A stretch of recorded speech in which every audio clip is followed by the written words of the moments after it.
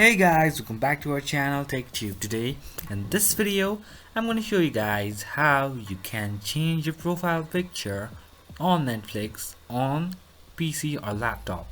So I'll be teaching you a very easy step regarding this one, and just follow me, and if you have any problem or any queries within the process, just let me know in the comment section right away.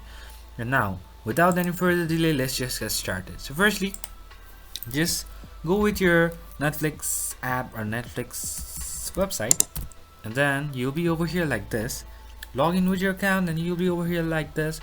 And now what you need to do is just go with your manage profile option, and then choose the account that you use, or let's say the profile. And then over here you'll be having this small pencil like option, pencil. This is your edit button, so just go over here, and now from here just choose whatever you want, and then you can change your profile picture over here. So that's pretty much, guys, that's how you do it. I hope this video is helpful for you guys. So thank you for watching our video, guys. If you like our video, please leave a like and do not forget to subscribe our channel, and also hit the bell icon so you never miss an update from us.